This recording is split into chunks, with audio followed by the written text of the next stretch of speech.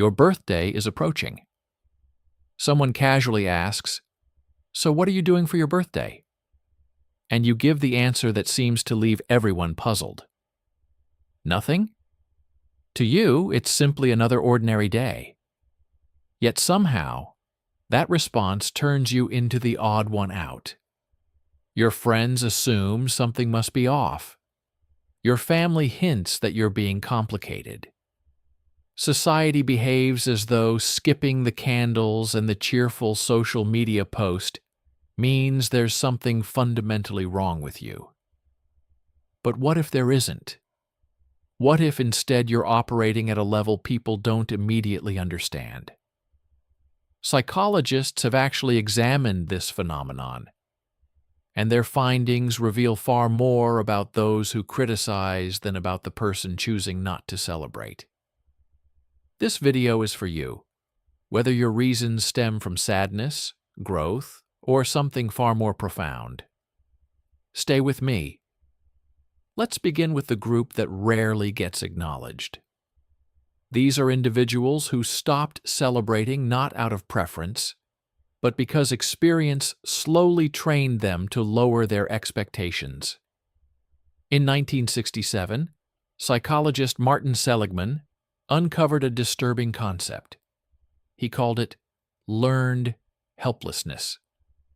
When someone repeatedly faces disappointment without any control over the outcome, the brain eventually adapts by giving up the effort.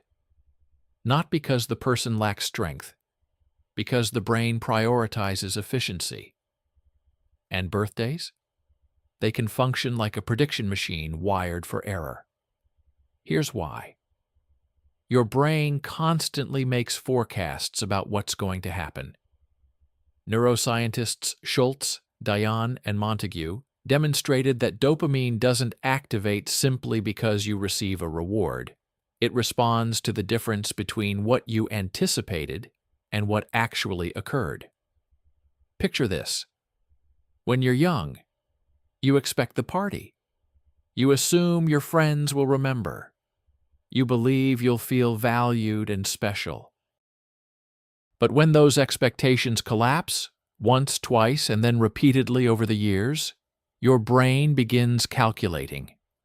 It adjusts its predictions. It stops anticipating the reward. The dopamine response fades. Eventually, your sense of excitement fades with it. Not because you lack desire, but because your brain concluded that hope is more painful than indifference. So when someone shrugs and says, "It's just another day," listen closely. That statement didn't grow from apathy. It was shaped by emotional scar tissue. And the calm way they deliver it? That isn't detachment. It's protection. Still, not everyone who avoids their birthday carries emotional wounds. The second group looks entirely different at first glance. These are people who honestly forget their own birthday, not due to hurt, but because their mind is juggling 17 open tabs at once. Psychologists refer to this as time blindness, and it's far more widespread than most realize.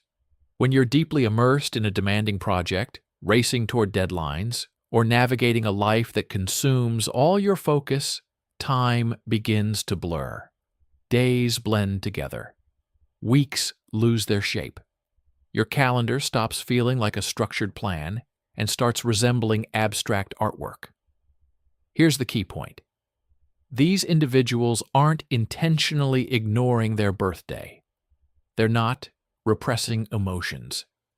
Their brain simply categorized it as not urgent, placing it alongside that dental appointment they've postponed 4 times and the ever-growing to-do list that now reads like a full-length novel. It's not a matter of self-neglect. It's a matter of bandwidth. When your attention is stretched across countless responsibilities, a single date can quietly slip by. Does that resonate? And then there's the third group, the ones who didn't forget, who aren't wounded. who examined the entire tradition of birthday celebrations and calmly decided, I'm fine without it. Not out of bitterness, not out of isolation, not to make a statement. They simply don't feel the need. If that sounds like you, there's research behind it. Psychologists Ryan and Deci devoted decades to studying self-determination theory. One of their central conclusions is this: the most psychologically resilient individuals draw fulfillment from within. Their well-being isn't dependent on external occasions, cultural rituals, or being surrounded by 30 people singing a song they never requested in a crowded restaurant. These are the people who recognized what researcher Philip Brickman described as the hedonic treadmill, the endless pursuit of the next celebration, the next achievement, the next external boost of happiness. And no matter how fast you run, the satisfaction never quite matches the expectation. The individuals in this group chose to step off that treadmill. They're not lacking joy. They've simply stopped outsourcing it. Pause for a moment and really consider that.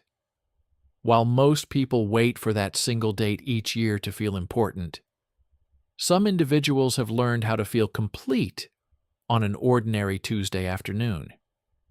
And here's what unsettles others.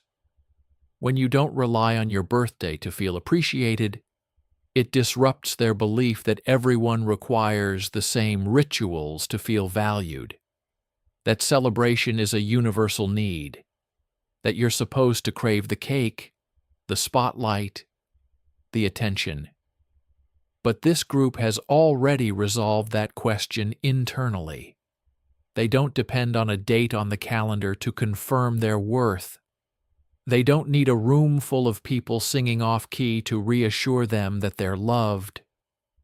They already carry that certainty within themselves. Still, not everyone reached this mindset in a calm or effortless way. Imagine this. You're 8 years old. Your birthday is approaching and you've been counting down the days for weeks. You told your classmates.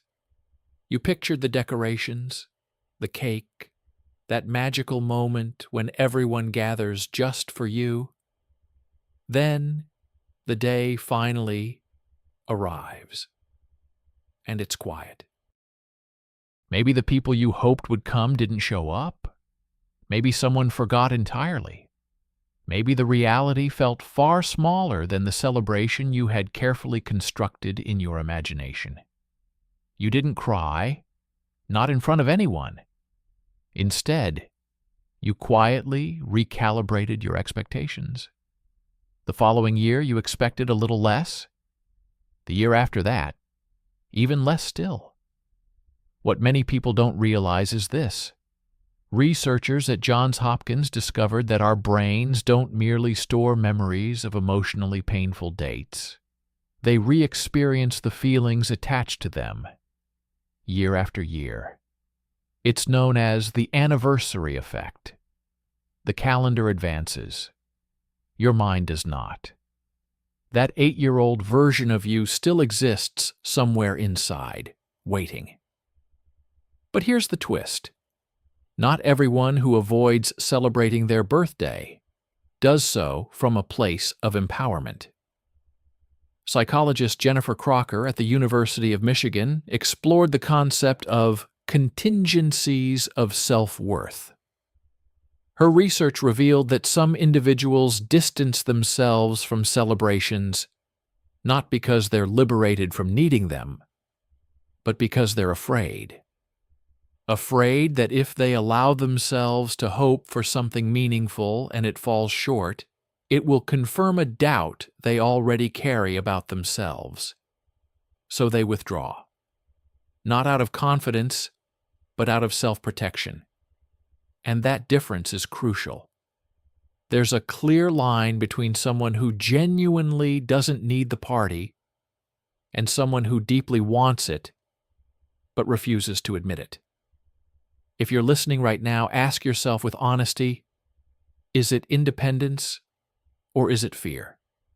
Only you can answer that. And the very act of reflecting on it says more about your self-awareness than you might realize. Maybe that's the real takeaway. We've been conditioned to believe that celebration equals affection. That if you don't make a grand event out of your birthday, something must be lacking. But what if we've been evaluating the wrong standard all along? What if true self-love isn't about hosting a celebration? It's about not requiring one to feel complete.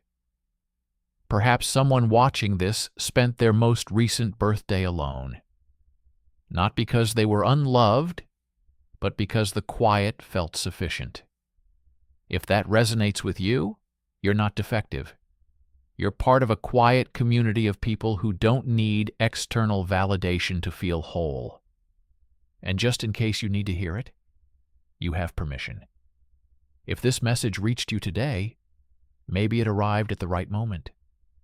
If you've ever spent a birthday alone and genuinely felt at peace with it, leave a subtle comment. And if this resonated with you, consider subscribing. The next video might uncover something about you that goes even deeper. There was never anything wrong with you.